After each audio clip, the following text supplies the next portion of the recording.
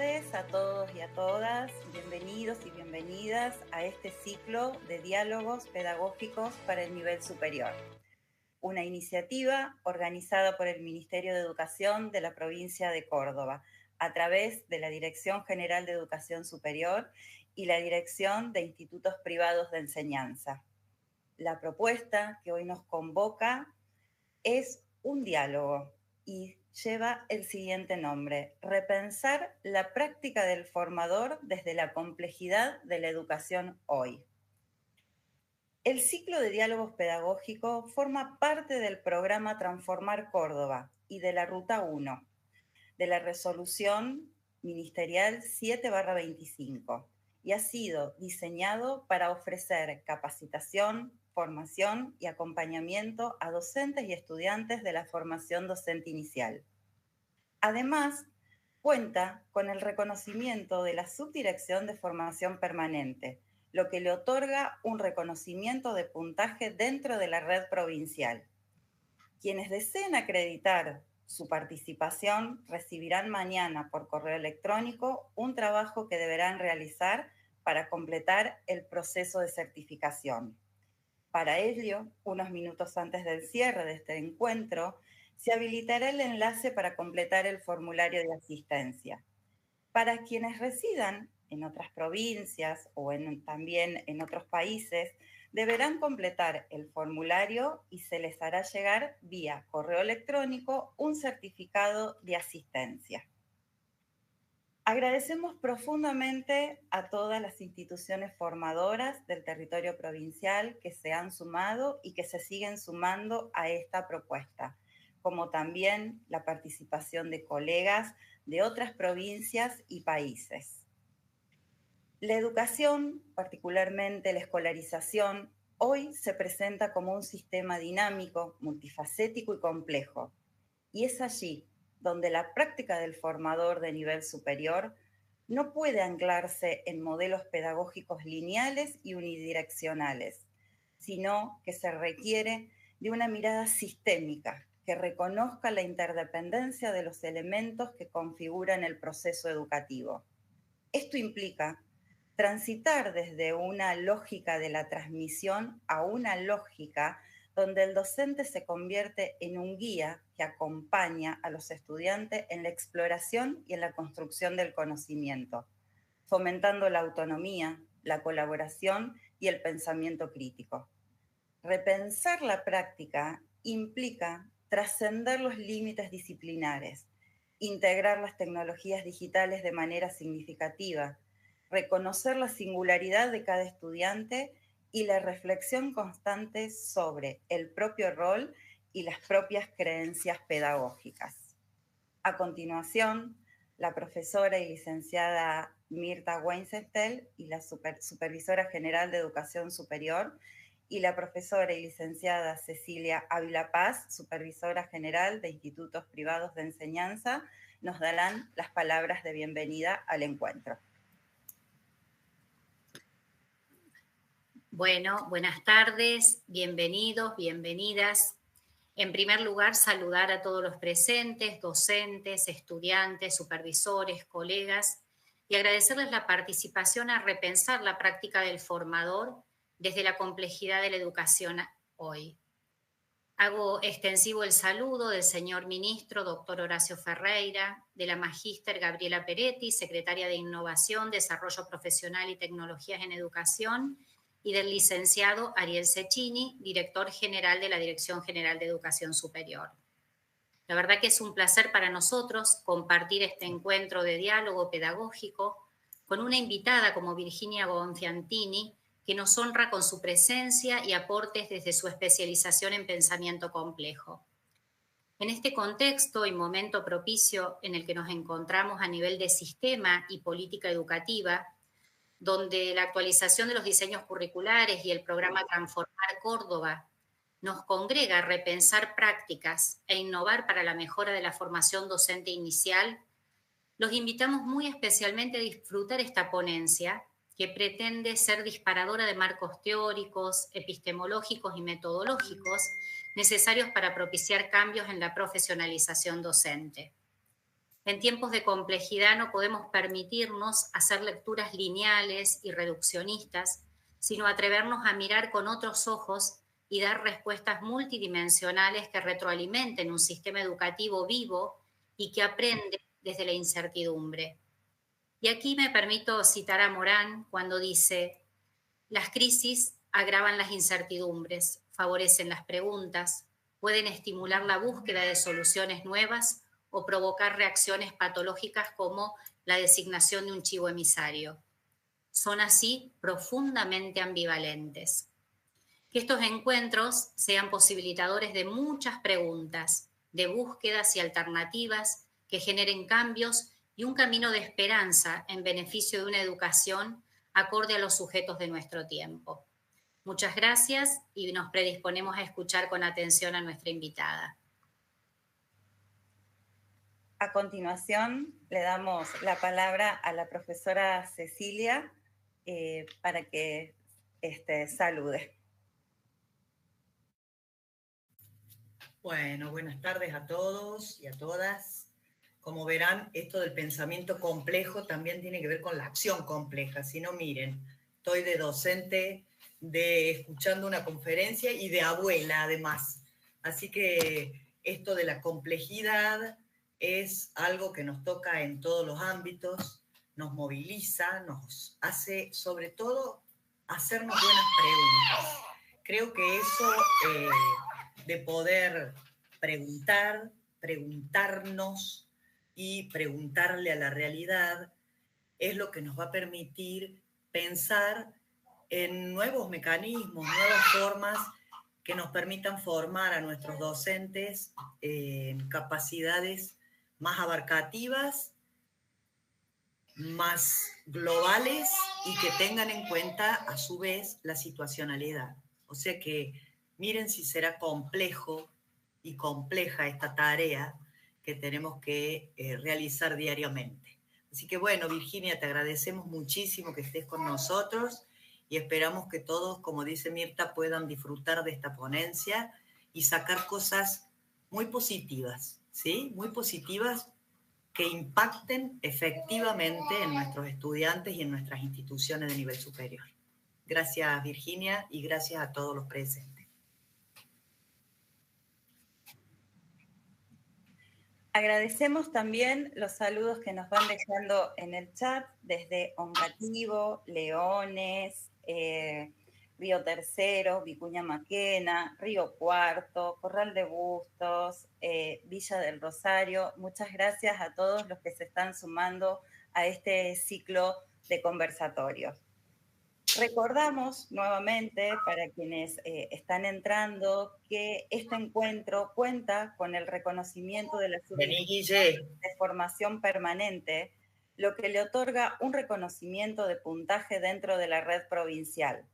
Quienes deseen acreditar su participación recibirán mañana por correo electrónico un trabajo que deberán realizar para completar el proceso de certificación.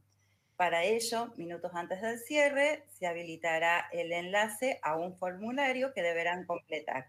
Para quienes residan en otras provincias o en otros países, también deberán completar el formulario y se les hará llegar una certificación de asistencia vía mail. Como mencionamos anteriormente, el diálogo que hoy nos convoca es repensar la práctica del formador desde la complejidad de la educación hoy.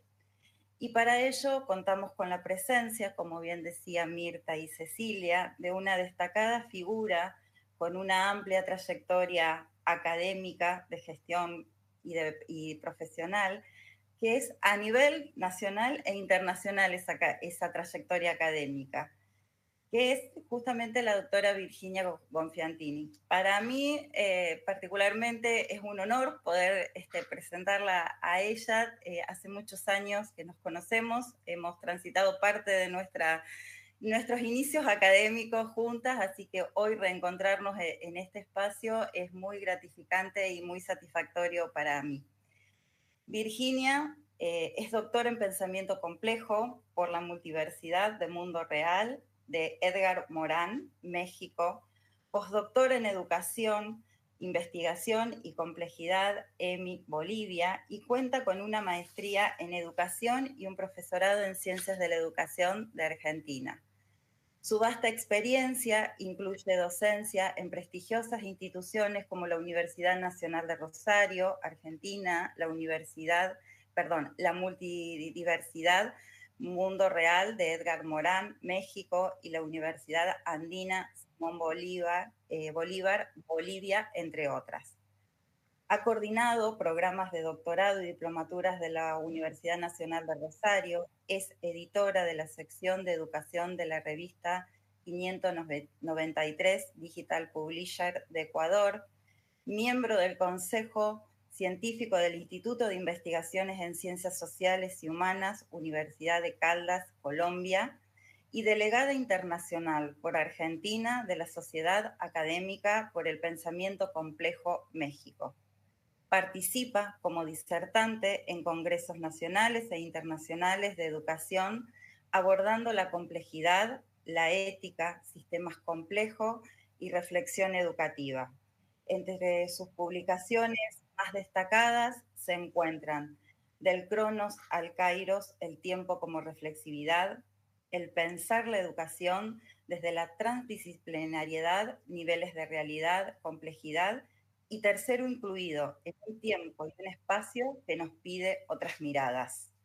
Un debate necesario entre la educación, complejidad e inteligencia artificial, en perspectiva, educación y complejidad universitaria en América Latina y el Caribe.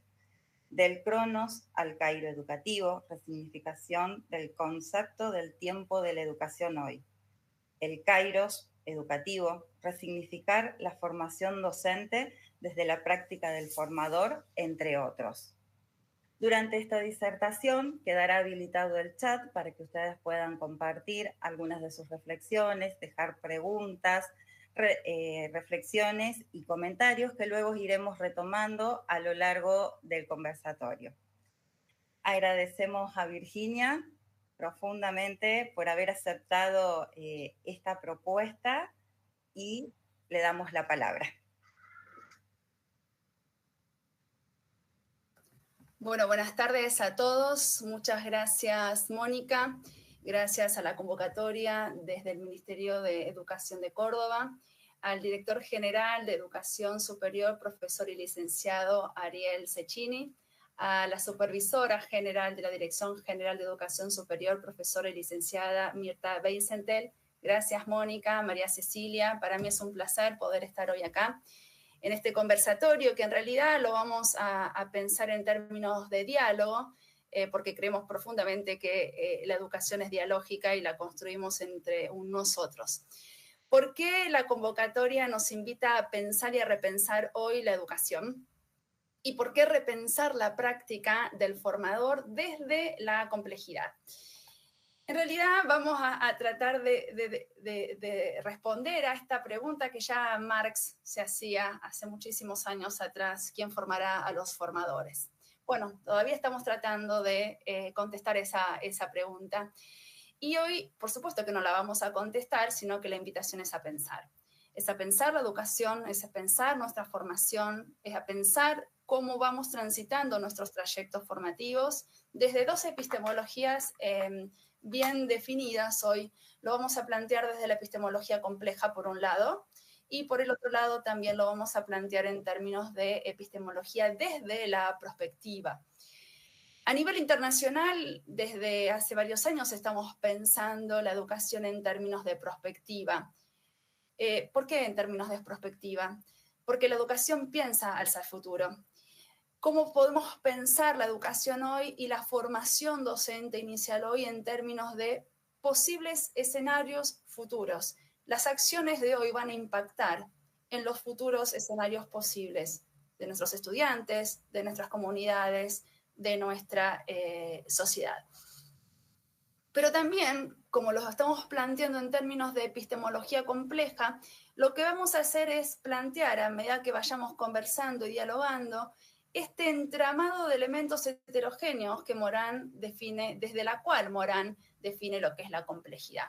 Por eso vamos a ver que vamos a ir tratando de entramar diferentes dimensiones de análisis: la formación, la educación, el tiempo, el espacio, los sujetos pedagógicos, el trinomio de enseñar, de aprender y de evaluar, las construcciones metodológicas, todas categorías de análisis que nosotros utilizamos todos los días en nuestro salón de clases o para pensar la educación o para pensar algún documento ministerial para mejorar la educación genuinamente, singularmente y situadamente. Sin desconsiderar que también tenemos que pensar en términos de disciplinas, interdisciplinas y transdisciplinas. Tenemos que pensar en términos de resiliencia de saberes. Y tenemos que pensar en qué educación para qué sociedad. Esta sociedad hoy que se plantea desde una pluricrisis, una sociedad que está afectada desde diferentes perspectivas sociales, políticas, económicas, culturales, planetarias, de pensamientos del norte, de pensamientos del sur, de hegemonías, de dogmatismos, de regionalismos. Y en todo este contexto global, posmoderno y neoliberal, nosotros seguimos pensando alternativas genuinas y viables para poder pensar, valga la redundancia, la educación y la formación. La formación que está siempre pensada en términos de prospectiva, como lo planteábamos antes, pero ¿qué tenemos que repensar? ¿O dónde me quiero detener yo en este repensar la práctica del formador? Primero, en el concepto de sujetos pedagógicos. Segundo, en el trinomio de enseñar, aprender y evaluar. Y tercero, en las construcciones metodológicas. Un gran filósofo argentino, Carlos Cuyen, tiene un texto muy interesante, muy difícil también. Es una conferencia que se llama El conocimiento forma cuando se siente deformado por el suelo que habitamos. Bueno, justamente para eso estamos hoy acá, para poder repensar la práctica del formador, porque evidentemente el suelo que habitamos nos pide otras definiciones, resignificar nuestras categorías de análisis. Einstein, Piaget, Leopoldo Sea en su momento planteaban esto, lo mismo. Cuando cambia la época, cuando cambia el tiempo, tenemos que cambiar nuestras categorías de análisis. Y nosotros estamos en un cambio de época. Después la historia nos va a criticar o no, a juzgar si hicimos bien o no hicimos bien las cosas. Los cambios de época, recordemos que por lo general se dan a partir de 3 dimensiones de análisis. Cambios en el modo de conocer, descubrimientos geográficos y desarrollos tecnológicos. En este siglo XXI, este 2025 del siglo XXI, desde hace ya varios años, nosotros estamos transitando este cambio de época. Estamos en una época de transhumanismo, entonces nos tenemos que preguntar por los humanismos, por esta humana condición. El desarrollo tecnológico ha exacerbado y nos ayuda y nos exhorta a desmontar nuestras esclerosadas categorías de análisis. Por lo tanto, ¿por qué tenemos que volver a pensar la educación? ¿Por qué tenemos que volver a pensar la práctica del formador? Porque nuestra tradición en la formación estuvo pensada desde una lógica simplista, desde una lógica unilateral, desde una lógica cartesiana, propia del discurso de la modernidad clásica, objetiva, universal, homogénea, priorística, de neutralidad valorativa. En ese contexto surge la formación docente, vinculada a esta sociedad de la negatividad, como dice Hahn. En una formación que planteaba la repetición de más de lo mismo. No nos interpelaba, no nos enseñaba a pensar. En donde hablábamos de un binomio enseñar-aprender, con una educación, con una evaluación punitiva, en una relación desigual de autoridad entre el docente que sabe y el alumno que no sabe, con un conocimiento cerrado, homogéneo, objetivo y objetivado. Pero no estamos en el discurso de la modernidad clásica, no estamos en el siglo XVII, XVIII, XIX ni XX. Estamos en el siglo XXI. Necesitamos pensar justamente esas categorías de análisis. qué hablamos cuando hablamos de sujetos pedagógicos? El sujeto pedagógico hoy incluye al sujeto docente y el sujeto estudiante, porque los dos conocemos cosas distintas y porque estamos atravesados por el lenguaje y la cultura. Y este lenguaje y esta cultura nos habilita el diálogo. Y lo entramamos complejamente. Este diálogo ya hacemos un salto cuántico hacia atrás y este diálogo era el que generaba el conocimiento y el aprendizaje entre ni más ni menos que Sócrates y sus discípulos. Este diálogo también lo utilizó Freud y este diálogo también lo utilizó Freire. El diálogo habilita el proceso de enseñanza y aprendizaje desde la horizontalidad y desde la construcción desde la alteridad.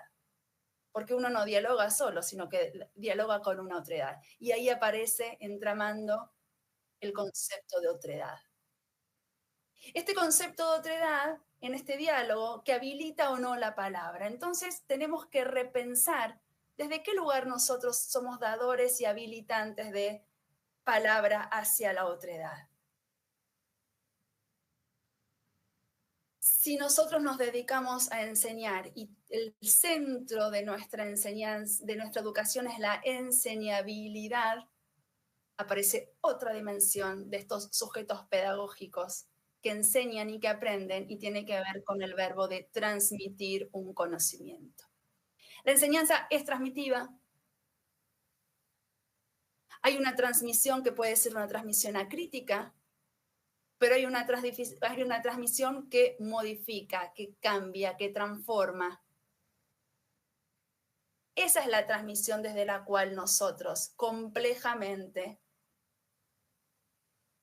hacemos que intervenga la alteridad. Este sujeto pedagógico docente y este sujeto pedagógico estudiante transmiten un conocimiento. ¿De qué lugar se transmite ese conocimiento? O mejor dicho, ¿qué conocimiento? Y ayer, en la Escuela de Ginebra, en un texto muy interesante que escribió Rolando García sobre conocimientos y sistemas complejos, nos informaba de que no hay una definición de conocimiento. Uno se pone a pensar, yo cuando leí por primera vez ese texto digo, tiene razón, ¿qué es el conocimiento? ¿De qué hablamos cuando hablamos de conocimiento? En realidad no hay una definición de conocimiento, sino que nosotros conocemos el conocimiento cuando definimos nuestra relación con él. Empíricamente, idealistamente, existencialmente, decolonialmente, complejamente, que no son adjetivos calificativos, sino que son epistemologías que definen esa relación entre el sujeto que conoce y el objeto conocido. Entonces, ¿cómo construimos ese conocimiento que se transmite en este trinomio de enseñar, de aprender y de evaluar?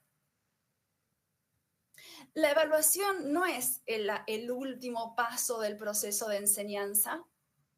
La evaluación no es una punición, sino que la evaluación nos tiene que servir como formadora resignificativamente de todo el proceso de enseñanza, de aprendizaje y de evaluación. Pero en esta época de transhumanismos, en donde por primera vez en la humanidad nos preguntamos sobre nuestra humana condición, la pregunta sería, ¿qué educación para esta sociedad transhumana? Esta sociedad que está desarrollada tecnológicamente al máximo y que esta sociedad no entra a esta escuela. Por eso tenemos que revisar cuáles son los contenidos escolares que nosotros transmitimos en la escuela. Y acá entra un concepto muy interesante que el Ministerio de Educación de Córdoba está utilizando, que tiene que ver con el tema de las capacidades. Yo ya hace más de 20 años vengo insistiendo de que en la escuela no tenemos que enseñar contenidos escolares, menos hoy en tiempos de inteligencia artificial. ¿Qué tenemos que enseñar? Hoy el conocimiento disciplinar es necesario, pero no es suficiente. Era necesario y obligatorio en la escuela de convenio. porque si no ibas a la escuela, eras un ignorante. Hoy tendremos que pensar cuál es la utilidad de la escuela si nos dedicamos solamente a transmitir un conocimiento disciplinar, que parece muy obvio, pero yo tenía en la facultad un profesor que decía que lo obvio no se obvia, porque si estamos hablando de esto es porque por lo general todavía seguimos enseñando un conocimiento disciplinar. Y no solamente que enseñamos un conocimiento disciplinar, sino que ese conocimiento disciplinar es homogéneo, cerrado, objetivo, todo lo que nosotros sabemos que estamos criticando desde hace mucho tiempo. Entonces, ¿el conocimiento disciplinar es necesario? Sí, pero hoy no es suficiente. Entonces tenemos que revisar nuestras construcciones metodológicas y ahí interviene una categoría muy importante que es el tema de la interdisciplina. Y también aparece otra categoría muy importante que es la categoría de la transdisciplina, que justamente están haciendo o hablan acerca de las construcciones metodológicas situadas, genuinas, viables, epistémicas, singulares que nosotros tenemos que construir entre los objetos pedagógicos, el contexto y el conocimiento. Y esto es muy importante, porque los documentos del Ministerio de Educación de Córdoba, cuando se habla de capacidades, se habla de interdisciplina. Cuando nosotros pensamos la educación en términos desde la epistemología compleja, lo pensamos en términos de transdisciplina y de interdisciplina. ¿Por qué? Porque el tiempo cambió. Entonces, el conocimiento disciplinar, insisto, ¿es necesario? Sí, pero no es suficiente. ¿Por qué? Porque ese conocimiento envejece. Ese conocimiento es resiliente y acá aparece otra dimensión de análisis que tiene que ver con la resiliencia de saberes. ¿Qué es la resiliencia de saberes? Si nosotros sabemos que el conocimiento envejece, y los que tenemos más de 45 años, sabemos que si miramos para atrás, lo que nosotros hemos, muchos de los contenidos disciplinarios, no los veo, pero me encantaría verlos y me gustaría ver el chat.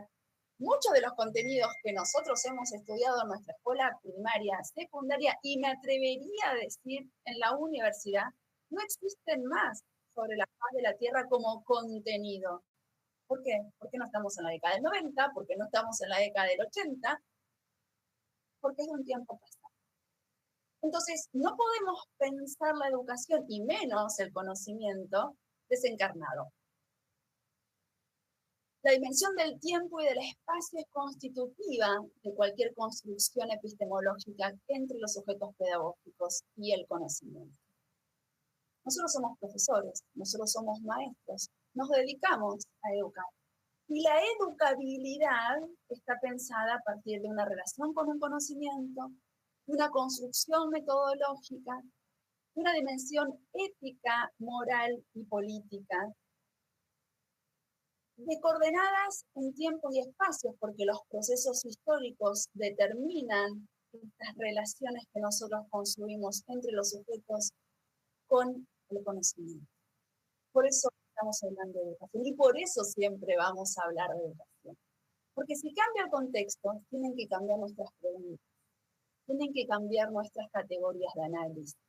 Tenemos que volver a resignificar desde el punto de vista de la deconstrucción metodológica nuevas acciones pedagógicas para poder pensar la educación situadamente. Habíamos hablado de disciplina, de interdisciplina y de transdisciplina. El año pasado, a lo largo de todo el año, estuvimos hablando y debatiendo sobre sistemas complejos. Y estuvimos debatiendo sobre propuestas genuinas que tengan que ver con intervenciones transdisciplinarias en cualquier ámbito del saber. Se cumplieron años desde la creación del concepto de interdisciplina y de transdisciplina, como también se cumplió aniversario del libro de Edgar Morán, Los 7 saberes necesarios para la educación del futuro. Entonces fue un año muy convulsionado internacionalmente porque estuvimos repensando en términos de perspectiva y en términos de complejidad esta educación para el siglo XXI, pero pensada no desde la linealidad conductista de causa y efecto positivista del siglo XIX, sino justamente entender a la educación como un sistema complejo. ¿Y qué es un sistema complejo? Un sistema complejo es un sistema constituido por subsistemas, en donde eso no es novedad, porque ya Aristóteles pensaba en términos de sistemas y de subsistemas, y por eso surge la lógica clásica aristotélica de la exclusión del tercero, que no entraba en esa lógica del sistema porque lo venía a desordenar, y Aristóteles no podía pensar el desorden. Está bien, estábamos en el siglo III a.C. Yo creo que hoy Aristóteles estaría de acuerdo con nosotros, en donde todo esto que nos viene a desordenar el sistema, lejos de ser una perturbación, lejos de pensarse como un alboroto que lo tengo que sacar. ¿Se acuerdan del disfuncional? ¿Se acuerdan de que hay que llevarlo a la dirección? ¿Se acuerdan a todo esto que nos viene a desordenar el sistema? Bueno, ¿qué hace la física cuántica? Lo reintroduce, lo repiensa, lo reacomoda en lógicas no lineales. Por eso hablamos de azar, por eso hablamos de indeterminismo, por eso hablamos de complejidad. La complejidad no es algo complicado, la complejidad no es algo difícil, la complejidad no es un adjetivo, la complejidad es una acción, es un verbo, es una praxis, es un entramado de diferentes epistemologías que nos ayudan a pensar hoy el hecho educativo. Tanto Mirta, como Cecilia, como Mónica, hicieron hincapié en esta complejidad de la educación. ¿Y por qué la educación es compleja? Es compleja porque la intervenimos nosotros, los sujetos. Es compleja porque no solamente la intervenimos nosotros, los sujetos, sino que la acción que hacemos nosotros, los sujetos, es conocer. Y fíjense si conocer no es complejo. ¿Desde qué lugar conocemos? ¿Desde qué lugar podemos plantear nuevas relaciones con el conocimiento? ¿Qué lugar planteamos una relación con el conocimiento que tenga que ver desde el punto de vista de la construcción, que tenga que ver desde el punto de vista de la complejidad y que tenga que ver desde el punto de vista del entramado? Y les doy un ejemplo. Cuando yo hice mi investigación postdoctoral allá por el año 2021-2022, estudié el tiempo, por supuesto, que seguía con mi investigación de doctorado con la construcción del concepto de kairos educativo, pero tenía que decir algo distinto. Y el algo distinto estaba vinculado al estudio del tiempo en la educación, por supuesto, pero poder empezar a pensar qué es un entramado. Porque si bien es una categoría muy abstracta, pensemos cada uno lo que tiene puesto y ver que la trama del suéter, de la camisa, del algodón que tenemos puesto es totalmente distinto a la trama de al lado y por lo tanto no hay dos tramas iguales. Pero vamos un poquitito más, porque estamos hablando de epistemología, no estamos hablando de un suéter.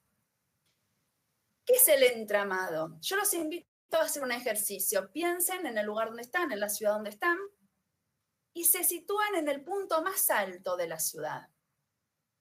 Vayan a la montaña más alta, al cerro más alto, a un edificio alto, a un monumento alto, y traten de mirar el entramado de la ciudad.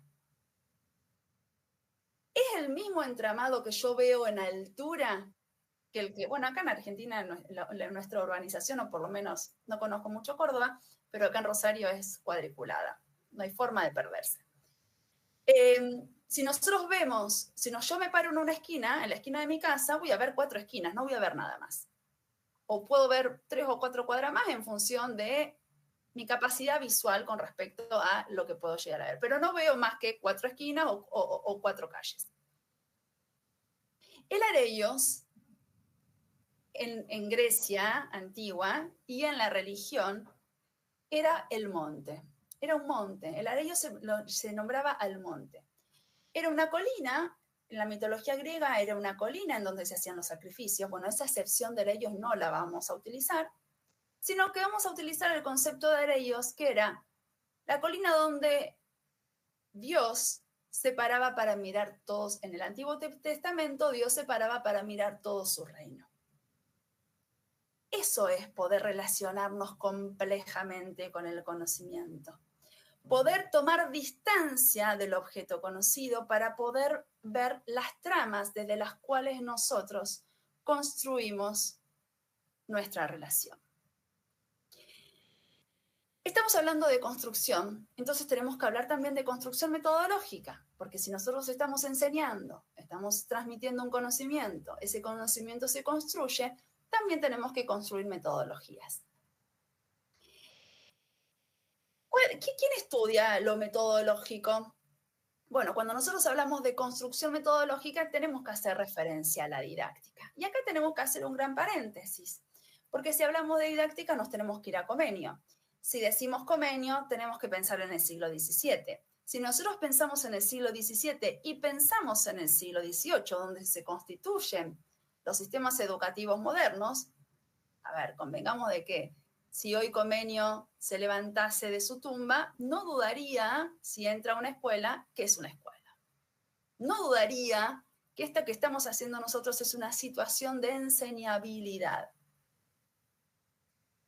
El siglo XVII y el siglo XVIII fueron los siglos del método cartesiano, comeniano y científico.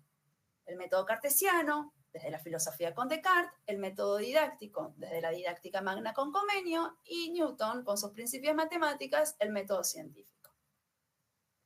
El devenir del tiempo hizo que el siglo XX sea el siglo de los métodos. No estamos hablando de que es lo mismo un plural o un singular. No son sinónimos método, métodos y construcción metodológica. Los métodos se dan a partir del desarrollo de la escuela como fábrica, Tiller, el principio del capitalismo en el principio del siglo XX, el pragmatismo y el individualismo, la eficacia y la eficiencia de los objetivos. Esta traspolación de la fábrica a la escuela hace que pensemos en métodos, que son técnicas aplicables para conocer algo, universales, de neutralidad valorativa, objetivas.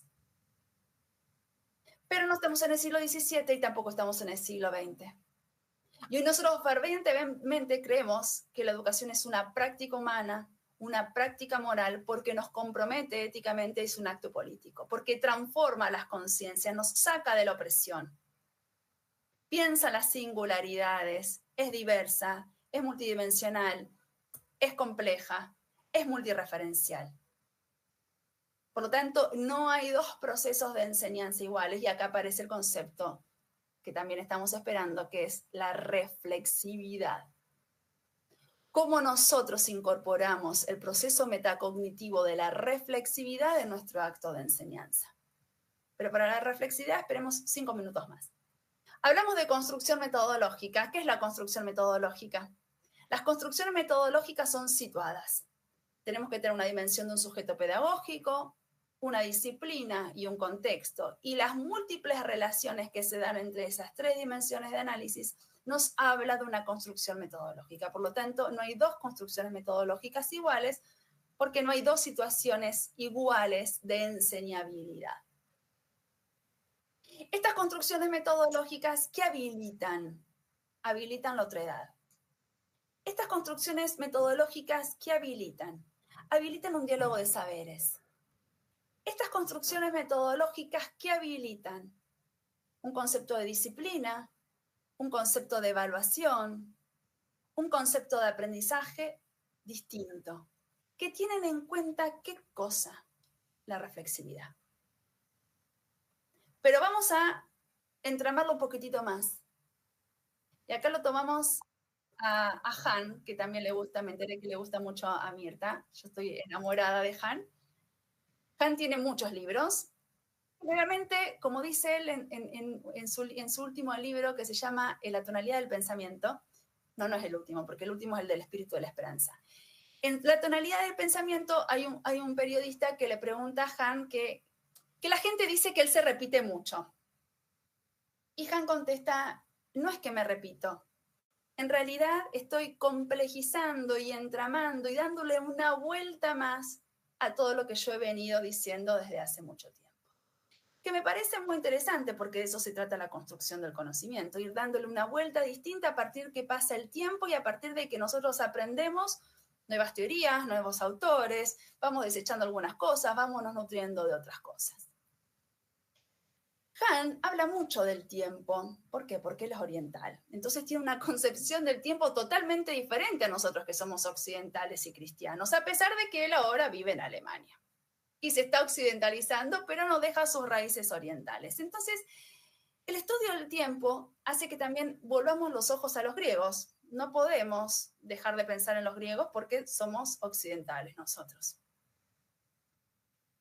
El tiempo de la reflexividad es el tiempo del ocio, es el tiempo del ágora, es el tiempo donde nosotros podemos construir. Pero el tiempo del ocio no es el tiempo de la sociedad positiva, de la sociedad de la positividad, del cansancio, de la transparencia. Porque el tiempo que nosotros vivimos hoy es un tiempo aórico, es un tiempo que se nos escapa. Y si es un tiempo aórico, es un tiempo instantáneo, es un tiempo que se nos escapa, que se nos evapora, que se diluye. ¿Cómo podemos pensar en un tiempo que no es tiempo? Porque para pensar necesito ocio, necesito reflexividad y necesito un tiempo de ociosidad. Tan mal entendido el concepto de ocio. ¿Por qué? ¿Quiénes eran los que podían pensar en la época de Sócrates, de Platón y Aristóteles cuando se construye el concepto de ociosidad?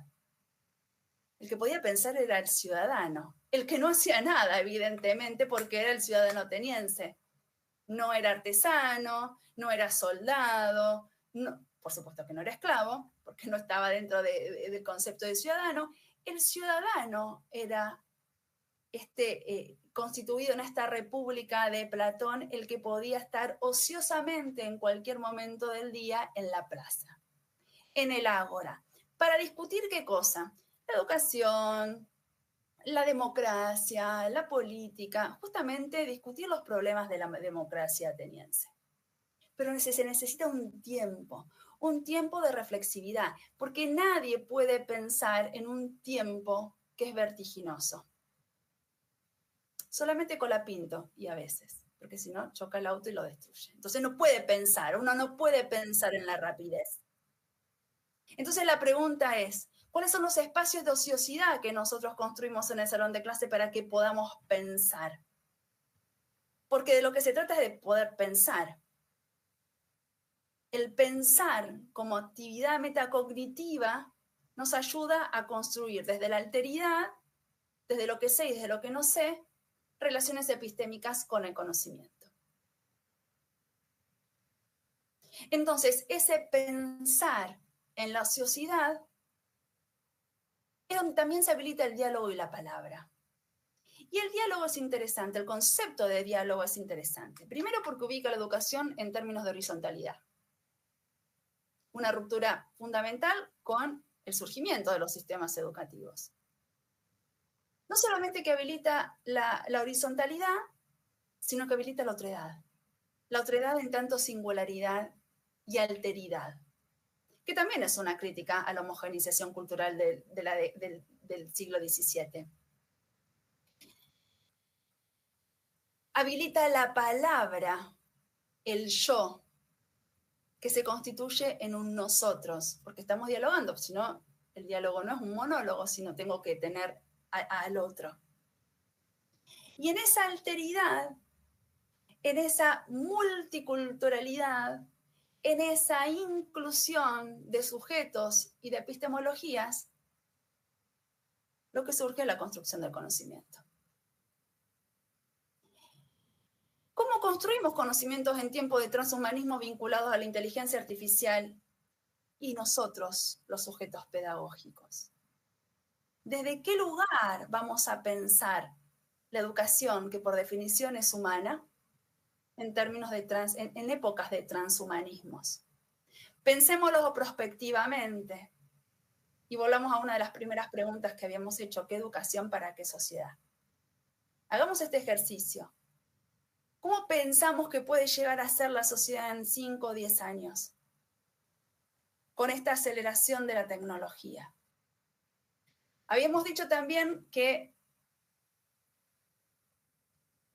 la disciplina es necesaria pero no es suficiente hoy, y que no solamente tenemos que enseñar contenidos, sino que tenemos que enseñar procesos metacognitivos para poder apropiarnos del conocimiento en cualquier momento y en cualquier lugar.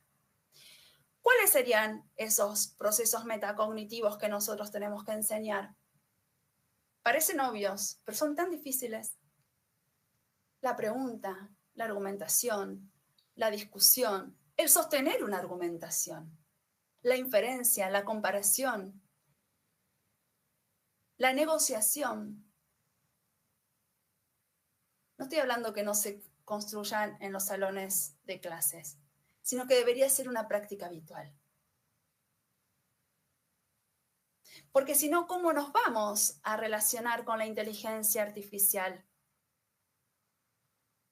Tenemos que, yo no estoy en desacuerdo en incorporar la inteligencia artificial al salón de clases. No es esa la discusión, porque una vez que el desarrollo tecnológico está instaurado, nos guste o no nos guste, ya quedó instalado. Pero ¿cómo tenemos que enseñar el escrutinio crítico con respecto a la inteligencia artificial? ¿Cómo tenemos que ejercer la vigilancia epistemológica con respecto a la inteligencia artificial? Eso es lo que hoy tenemos que enseñar. También tenemos que enseñar a colocar bien un prompt para que nos dé un conocimiento bastante cerrado y bastante acabado. Pero nosotros no queremos un conocimiento cerrado y acabado. Ahora, tengan en cuenta que estas generaciones que están viniendo con la inteligencia artificial, como yo digo, cotidianamente o domésticamente, tienen resueltas muchas más cosas. Nosotros no teníamos teléfono celular, no teníamos computadora, no teníamos Google, no teníamos inteligencia artificial, teníamos que ir a la biblioteca. Y de casualidad a lo mejor había una fotocopiadora en la biblioteca para no estar transcribiendo tanto. Entonces, ¿cómo construimos los procesos metacognitivos con respecto a lo que nos interesa hoy, que es la inteligencia artificial? ¿Cómo pensamos en la vigilancia epistemológica con respecto hoy a la inteligencia artificial? Eso es lo que nosotros tenemos que enseñar. Desde ahí también tenemos que pensar o repensar la práctica del formador. Esta reflexividad. Cuando nosotros hablamos de reflexividad como proceso metacognitivo, como epistemología que nos sirve para revisar o como acto cognitivo que nos sirve para revisar lo que nosotros hacemos antes, durante y después de la acción de la enseñabilidad y del aprendizaje, esa reflexividad no puede estar pensada sin considerar mi formación, lo que yo entiendo por educación, la dimensión ética, la dimensión moral, la dimensión política. La reflexividad se da en un tiempo de toma de conciencia de la actividad política que estoy realizando, que es la enseñanza. No es una categoría que se usa porque está de moda. Es un proceso metacognitivo. Y al ser un proceso metacognitivo, es epistémico. Y al ser epistémico, está vinculado a un modo de relacionarme con el conocimiento. Los conductistas no reflexionan, los positivistas tampoco. ¿Desde qué lugar me posiciono con respecto a cómo defino qué tipo de educación, qué tipo de formación? Y volvemos a la pregunta de Marx. ¿Quién educará a los educadores? ¿Por qué estamos hablando hoy de repensar la práctica del formador, si es una obviedad la práctica del formador? ¿Cómo nos deforma el suelo que habitamos para que nuestra formación y nuestra práctica esté continuamente revisada? El tiempo ahórico hace que las categorías de análisis se tengan que revisitar continuamente. Entonces, estos ejercicios son necesarios para poder pensar y pensarnos con respecto al hecho más humano y más transformador que tenemos, que es justamente la educación. Por lo tanto, la educación no la podemos pensar, o los procesos educativos, o nuestra formación, o los currículums, o la didáctica, o las evaluaciones, no las podemos pensar desencarnadamente. Por lo tanto, la dimensión del tiempo y del espacio es fundante para poder revisar, revisitar, resignificar, repensar estos verbos de reflexividad marxista que nos invitan siempre a pensar y a pensarnos alternativas genuinas y viables para poder modificar, y ahí viene el concepto de praxis, de modificar nuestra realidad y la realidad de la otra edad.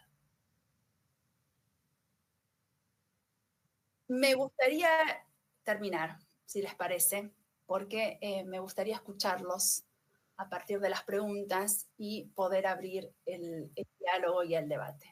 Muchas gracias por la escucha atenta, así que ahora los escucho yo a ustedes.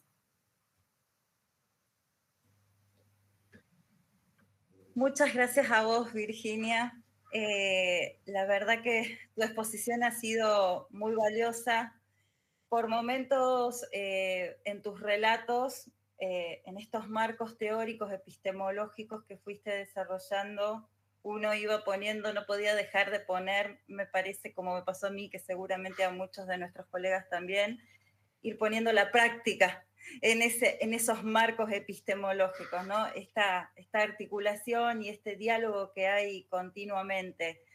Ahora, creo que nos dejaste muchas preguntas, como vos bien dijiste al principio, volver a reflexionar y volver a repensar nuestra práctica, sabiendo que no es una tarea sencilla, sabiendo que el tiempo es escaso, pero que realmente es un imperativo ético y profesional al que todos estamos convocados a hacer para que justamente la educación o los procesos educativos sean más relevantes, más significativos y por una educación transformadora, ¿no? Yo quiero leerte algunos de los mensajes que han dejado nuestros colegas en el chat.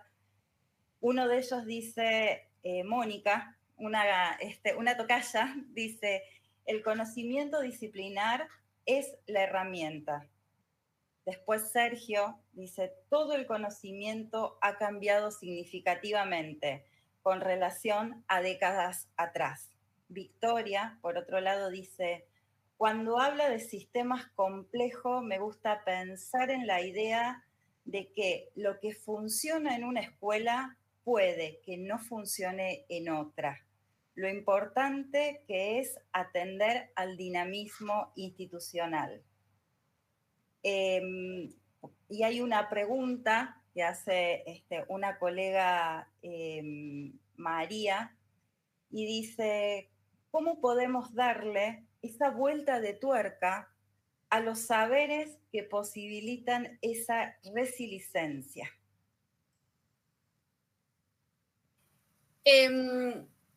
Pensarlos en el tiempo, pensarlos en el tiempo. A ver, el concepto de sistemas. ¿Cómo pensamos resilientemente el concepto de sistema? El concepto de sistema no es nuestro. Como dijimos antes, ya los filósofos griegos pensaban en términos de sistemas. Pero la lógica clásica de Aristóteles, ¿qué decía? Aristóteles decía que A es igual a B, B es igual a C, por lo tanto A es igual a C. Pero en el medio podía aparecer otra dimensión de análisis, una T. Esa T, Aristóteles no la pudo nombrar nunca porque no era de carácter transitivo A, B y C, y venía a desordenar su sistema. Entonces la lógica clásica de Aristóteles se la llama la lógica clásica o del tercero excluido. Excluimos todo lo que venga a desorganizar el sistema. Aristóteles vivió en el siglo III a.C. Nosotros estamos en el siglo XXI. O sea que pasaron 24 siglos. Recién en el siglo XX, a fin del siglo XX, se vuelve a pensar el concepto de sistema cerrado, simple, homogéneo, cuantificable de Aristóteles en términos de sistemas complejos. El término de sistemas complejos se plantean desde los dos lugares, desde Luhmann y desde Piaget. Yo trato, y a mí me gusta más la postura piagetiana, porque bueno, adhiero a su epistemología genética y porque me gusta mucho Piaget. Entonces, Piaget, ¿qué dice? Que el sistema complejo es un sistema que está constituido por subsistemas. Hasta ahí nada distinto a lo que planteaba Aristóteles hace 24 siglos atrás. Lo que cambia, dice Piaget, porque después está influenciado con la física cuántica o la mecánica cuántica, principalmente en la termodinámica, son las lógicas no lineales que nosotros necesitamos para poder pensar las relaciones azarosas e indeterminadas que se dan adentro de ese sistema. Lo ponemos con el ejemplo de la clase escolar. Comenius, ¿qué decía? ¿O cómo se planteaba esta clase escolar en el siglo XVII? Homogénea, universal, todos repetíamos lo mismo. Disciplinarización del saber, disciplinarización de los cuerpos dóciles. Hoy la clase escolar tiene otro sentido. Esa es la resiliencia de saberes. Tenemos el mismo concepto de clase escolar, pero la clase escolar hoy ¿desde qué lugar se piensa? Se piensa de una clase heterogénea, se piensa de una clase inclusiva. A ninguno se nos ocurría pensar en una relación de homogeneizante, universal, de neutralidad valorativa, dogmática, vinculada al saber en una clase escolar hoy. Primero porque no hablamos en términos de docentes y de alumnos, sino que hablamos en términos de sujetos pedagógicos. El saber o el conocimiento no está transmitido críticamente por el docente, sino que se construye colaborativamente entre sujetos, y no estamos hablando de docente y de alumno. Entonces, cuando nosotros hablamos de clase escolar, o como hablamos de sistemas complejos, o como hablamos del concepto de cultura, dependiendo de qué época nosotros estemos haciendo referencia o desde qué lugar nosotros estemos hablando, se plantea esta resiliencia de saberes. ¿Y qué es la resiliencia de saberes? La resiliencia de saberes es una categoría que construí yo hace varios años y que tiene que ver justamente eso. ¿Qué es la resiliencia? La resiliencia es cómo se recompone un metal frente a un embate fuerte. ¿Y cuál es el embate fuerte que sufren nuestras categorías de análisis? El paso del tiempo y el cambio de espacio. El tiempo y espacio. El tiempo y espacio es el embate que sufren nuestras categorías de análisis, por lo tanto nosotros las tenemos que ir cambiando. ¿Cuándo cambia el tiempo y cuándo cambia el espacio? Muchas gracias, Virginia. Seguramente después vas a tener la posibilidad de poder ver el chat. Son muchísimas las preguntas que hay, son muchísimos los mensajes, así que bueno, vamos seleccionando como algunos, pero la verdad que les agradecemos a todos nuestros colegas la participación, el interés, la ocupación y la preocupación por todos estos temas tan complejos, ¿no? Hay una pregunta que tiene que ver con, de Pedro, que dice, ¿es necesario educar para el transhumanismo? ¿Dejar los contenidos en manos de la inteligencia artificial? ¿Estamos en condiciones de vigilar sus sesgos? Yo creo, la época es transhumanista. Yo no creo que haya que educar. Mi postura religiosa no me permite educar para el transhumanismo, pero bueno, es una cuestión mía, no tiene que ser generalizada. Primero tenemos que definir qué es el transhumanismo y por qué en este transhumanismo nosotros nos volvemos a preguntar por la humana condición. Hagamos este ejercicio. Estamos acá por un proceso de hominización que tardó millones y millones de años, desde el Australopithecus hasta el Homo reflexus, como lo llamo yo.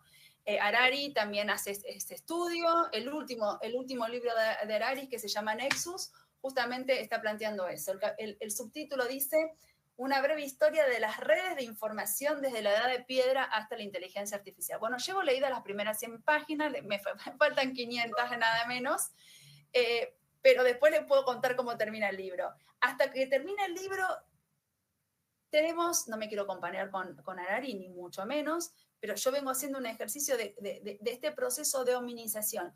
El desarrollo de la tecnología estuvo vinculado al proceso de hominización. Pero ¿cuál es la diferencia entre el Australopithecus y nosotros? Muchas, pero en relación con la tecnología. En relación con la tecnología es que la tecnología siempre estuvo al servicio del hombre como una herramienta. Y ahí volvemos al concepto de herramienta, que me parece muy interesante, de Vygotsky. Vygotsky hace una diferencia entre qué es la herramienta y quién es el símbolo. La herramienta es exterior al sujeto y no nos modifica. Ejemplo, siempre pongo el mismo ejemplo. Tenemos un clavo, tenemos un martillo, el martillo clava el clavo y el clavo puede estar más clavado o menos clavado, pero el martillo no va a dejar de ser nunca martillo y el clavo no va a dejar de ser nunca clavo, más clavado, menos clavado o roto. En cambio, el signo o el símbolo, que es el lenguaje, en este acto de habla nos transforma como sujetos en función de la otra edad y en este acto de habla. Perfecto. A lo largo del proceso, dicha esa aclaración, a lo largo del proceso de hominización, la tecnología fue una herramienta. Nos sirvió a nosotros para llegar a donde estamos. ¿Qué nos pasa hoy con la inteligencia artificial? No estoy diciendo que nos va a reemplazar. Falta mucho, en mi humilde opinión. ¿Nos viene a ayudar? Sí, pero tiene un poder distinto al arado, tiene un poder distinto al telescopio, a la máquina de escribir, a la computadora. Entonces, desde ahí nosotros, desde la educación, para construir los escrutinios críticos y la vigilancia epistémica, tenemos que enseñar a nuestros alumnos para poder develar los sesgos cognitivos. Estos sesgos cognitivos que pueden ser bastante complejos, no desde el punto de vista de la complejidad, bastante complejos en función de la masificación y el uso y abuso que niños, cada vez más niños, y gente en su totalidad está utilizando sin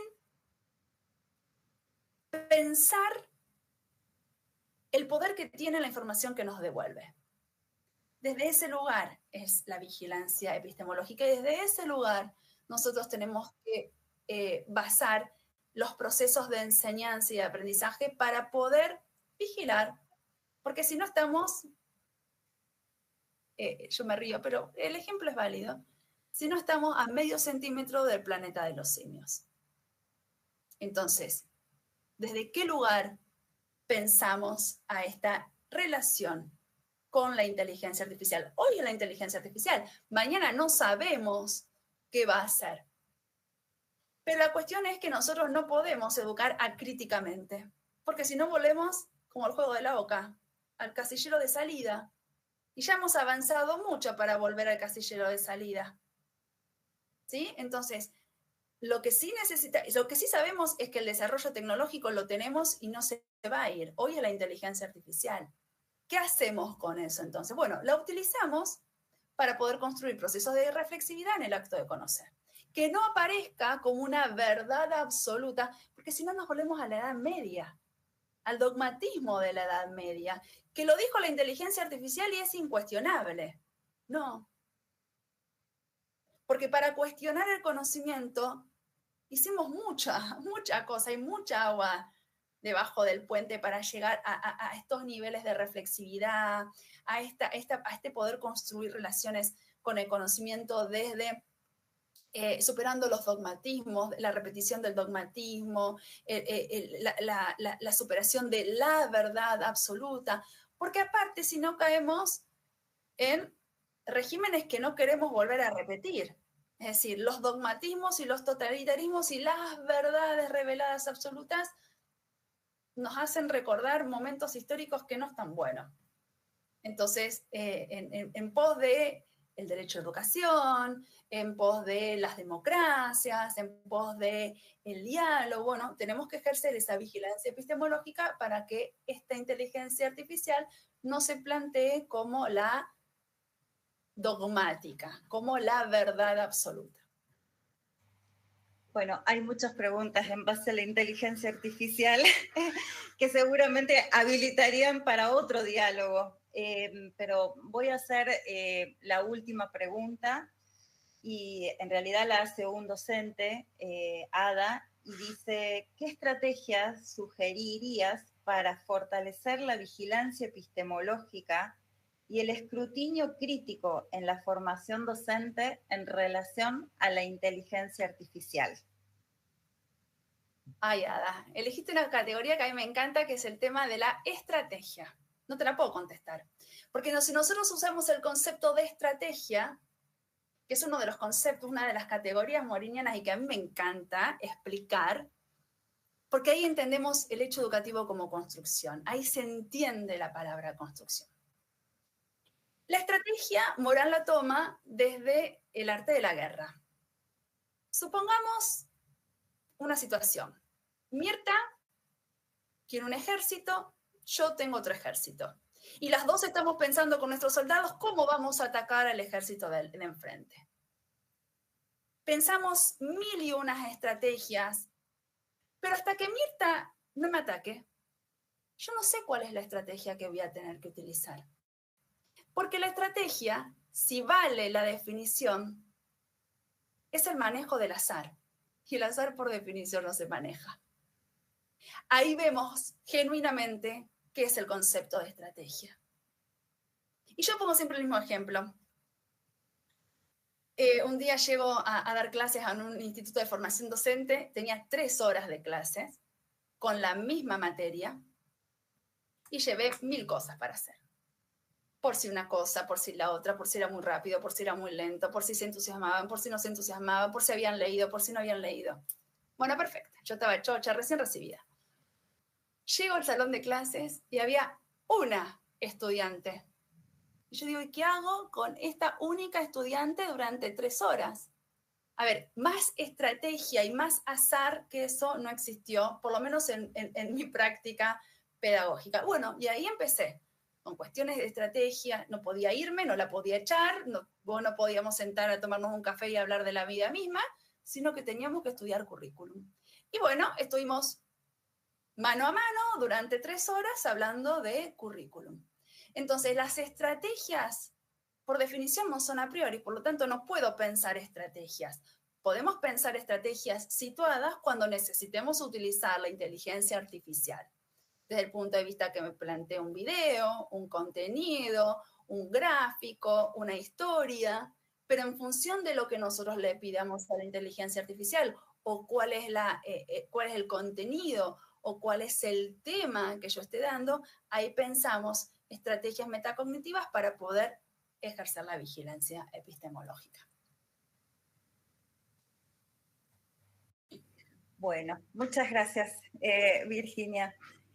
Queremos informarles y decirles, pero seguramente también ya lo han ido leyendo en el chat, que está abierto el formulario para que dejen registrada la asistencia y de esta manera nos vamos a ir despidiendo. Hoy este diálogo que sostuvimos con Virginia nos invitó a posicionarnos en un espacio particular y desde un enfoque multidimensional a partir de 2 epistemologías, la compleja y la prospectiva.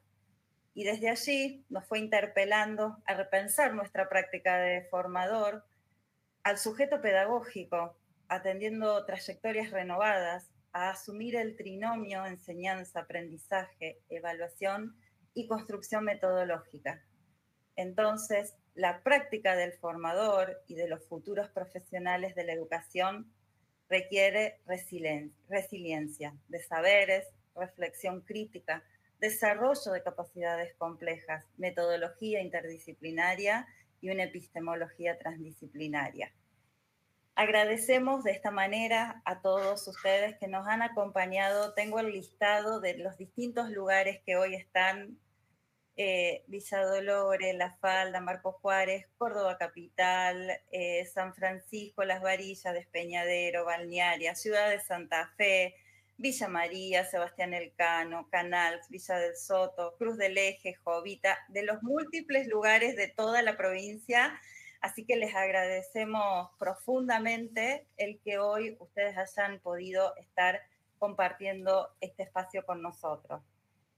Virginia, muchísimas gracias por tu generosidad, por tu humildad para compartir todos tus conocimientos, esa claridad que has dado en los aportes y en estos saberes que has ido construyendo a lo largo de los años y que seguís construyendo. A las autoridades ministeriales por hacer posible este espacio de encuentro, de diálogo y reflexión, a nuestro director general de Educación Superior, el profesor y licenciado Ariel Cecchini, a todos los supervisores y supervisoras por acompañar con compromiso estas propuestas, a Nico Córdoba y a Gaby Cámara, como decimos siempre, que son las personas que no se ven, pero que nos acompañan para que toda la logística funcione antes, durante y después que todo esto cierra. A nuestras compañeras que estuvieron atentas al chat, relevando todos los mensajes y todas las preguntas, Soledad y Mariana. Y por supuesto, a ustedes, ¿no? Docentes, estudiantes, equipos de gestión que están ahí, del otro lado de la pantalla, y desde distintas localidades, provincias y países. Damos por finalizado este encuentro, les agradecemos a todos y nos encontramos en el próximo diálogo el día lunes 30 de junio. Muchísimas gracias a todos.